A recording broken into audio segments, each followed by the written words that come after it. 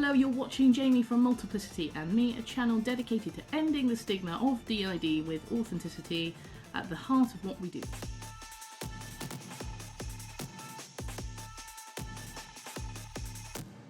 If you guys don't know me, or this is your first time watching, I am a protector and caretaker of the system, and I've been around a lot more lately as we've been particularly poorly within ourselves. But despite our struggles, we still manage to go into work every day, our full-time job. We still manage, of course, to look after our little baby girl, and basically we still, on the surface, appear to be functioning. And that is the magical thing about DID. As per the theory of structural dissociation, the ANP parts, like myself, allow us to continue to live our life without the feeling of the effect from our past, because we simply don't carry those memories. But recently, as soon as our work is done for the day and baby's gone down to bed, it's like our brain recognises we're in a safe place to let go, and essentially the floodgates suddenly open. An EP surfaces over the ANP, an emotional traumatic connection is made, and the body therefore responds. It's a little bit like Schrodinger's cat. So with DID systems, you equally know that you have trauma and equally do not. And that allows the functioning of the ANP parts while the EP parts hold on to these memories. This basically allows a lot of systems to be very functional, and we're very blessed that we've worked through kind of step one in safety and stabilization.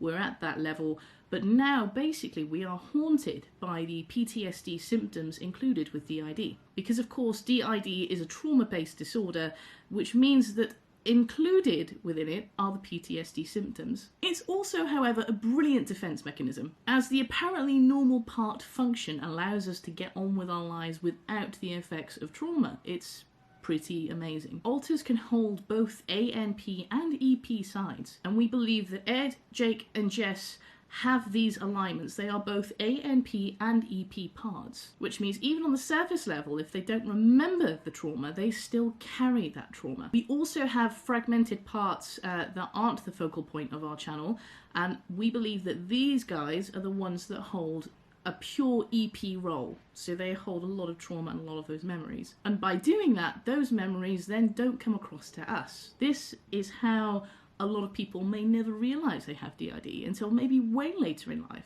because these parts are so well locked down.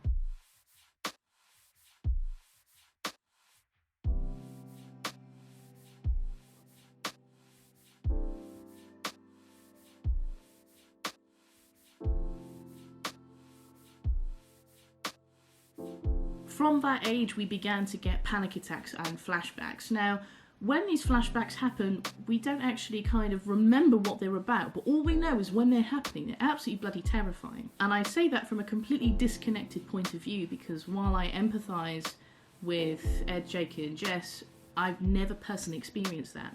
So I'm very, very lucky that but watching it, watching everyone go through it is horrendous. I'm now going to show you an example of flashbacks and panic attacks happening. Just because this is a very private and personal thing to disclose, we decided for the meantime that our compromise was not to show the video footage and simply audio footage. The point of all this is really that we wanted to kind of demonstrate that the idea isn't about the alters, it is very much about the trauma that made us in the first place. Please be aware the following clip may be quite upsetting or triggering, and it does include flashbacks and panic attacks. God! God! Help, please! Just panic attack. Can you help?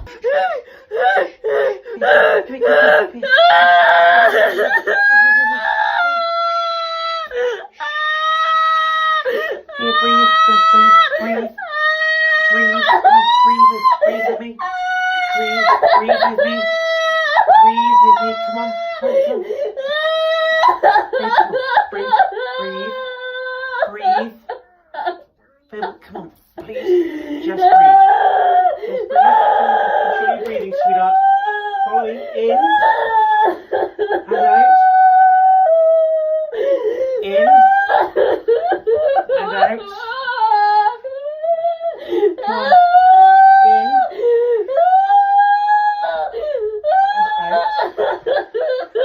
come on, sweetheart. Control your breathing. Hey, come on, it's okay. Control your breathing. It's okay, we got this, come on. We got this. Oh, sweetheart, come on, it's okay. We got this. Hey, come on, we got this. It's okay, just breathe in and out, come on. I was literally just trying to talk. I was trying to talk my feelings out, and it just went wrong. What happened? I was just saying about how bad I feel, and it just went wrong. These horrible things were affecting us daily, and for the first time in 3 years we are now back on medication in order to manage these symptoms. Some of these panic attacks were not lasting us minutes but hours, sometimes heading into the night, and that was a pretty miserable way to end most of our evenings. These flashbacks and panic attacks would happen, and then in the aftermath we wouldn't remember what we were seeing in these flashbacks. Our front brain, so to speak, and our back brain were purely disconnected about the event and about what was going on. Our body was reacting, our frontal brain didn't know what the heck was going on, couldn't then communicate to our back brain that there is no threat, everything's safe and everything's fine. So as you can imagine then, our body just ran on this high adrenaline energy of panic, panic, panic, something is bad is happening or about to happen. Sorry, I have no idea what I'm remembering. My voice sounds shaky. I feel can't remember. Like I don't know what I'm remembering right now. I've just had to take some diazepam. Feeling really out of it. I don't know what's wrong. I don't know what I'm remembering. So this happens often when the body and brain are disconnected. It's disconnected. So the body is remembering something, or the emotional brain, the amygdala, is remembering something, but it's not in the frontal lobes. So that means there's a part or a piece of me, the emotional parts, that are remembering stuff, or there's something going on. So flashbacks. So rewinding a little, a couple of years ago we were doing our postgraduate degree in cognitive behavioural psychotherapy because we wanted to help people just like us who had been through the same things we have. We were at the end of our second year and had our own clients. However, then we were placed onto a trauma course because we wanted specifically, of course, to work with people who have been through trauma to try and help. So as a trainee psychotherapist, we figured that if we can overcome this, then we were just fine. It meant to us that our dissociation would have pushed back our memories solidly, and so long as there was no transference, we could continue our degree and our placement and do our best to help other people who've been through exactly the same as we had. However, it didn't quite end up working out that way. So the very intense trauma survivor course was held over a 10-week period, every weekend. And as we were doing it, Jess felt just fine. But what we didn't realise is that the damage was impacting us beneath the surface, within this back brain. Ed was going through these flashbacks every evening after we had attended this training, but didn't let anyone know what was going on, that he was feeling impacted by everything happening. In his words, he wanted us to get through this course so he didn't feel broken. He felt that he could be strong enough to get through it, which isn't a good way to think. On the last day of our course, Jess did her final session before working with the trauma clients, but then stopped. I couldn't rule out transference, and therefore we had to stop. That is very important, that self-awareness about being a psychotherapist is that you're very aware of your own transference and your own limitations as to not affect your client. As disappointing as it was for Jess, the right thing to do for our mental health and for the therapy of others was to stop. Ed then had a fragment split called Eli, and although we don't know if Eli is dormant or he has kind of fused with Ed once more, what we do know is that we now remember more about our past, that perhaps again, the whole point of DID is to make sure that we don't remember more about our past. And this is why we sought out specialist therapy to guide us through trauma processing. It feels as though the trauma is banging down the doors, ready to be heard, and it's kind of like we needed somebody to come in and make sure they were there to help us catch it. It was a necessary thing for us to do to move from step 1 to step 2 in recovery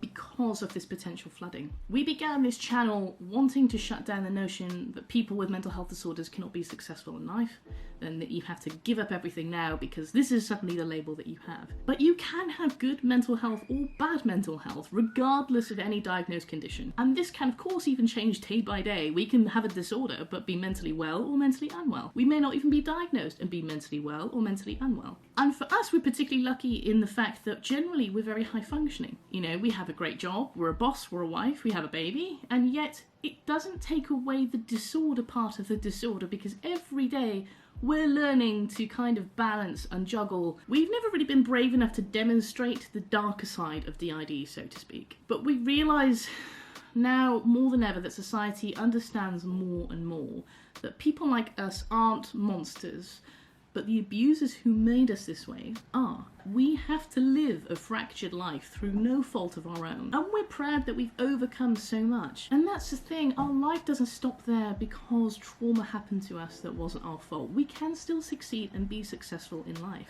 The world is very different from when we started our initial YouTube channel back in 2011. That's nearly 10 years ago. We've been doing the whole, we don't look like a Hollywood stigma kind of thing. And now I feel that we've kind of achieved that. The world is talking about it, there's more openness about it, there's far more understanding that DID is not what it is in the films. And now I felt it was time for us to start opening up a little bit more about the reasons that this disorder exists in the first place. It isn't a glamorous spectacle, it is just life. It is just life for us, and it is just another ball to balance on top of everything else. And that trauma, that unknown, is a terrifying necessity to explore, because without it, we're worried that one day our trauma will just flood the gates open and we won't be able to be functioning. So with specialist therapy, the idea is to kind of trickle in this memory one by one, piece by piece, and then we can kind of explore it and process it without it impacting our lives too much. The bottom line is, I hope this demonstrates throughout the lighter times that we choose to put online, that the reasons and impacts for this condition should not be forgotten. Our suffering isn't always noticeable because we don't feel comfortable to share that. That's quite an emotional and vulnerable state to be in. We really appreciate your understanding, however, that people with DID can still live fruitful lives despite the PTSD that may also be thrown at us randomly. And the triggers and the flashbacks and the panic attacks, it's a nightmare.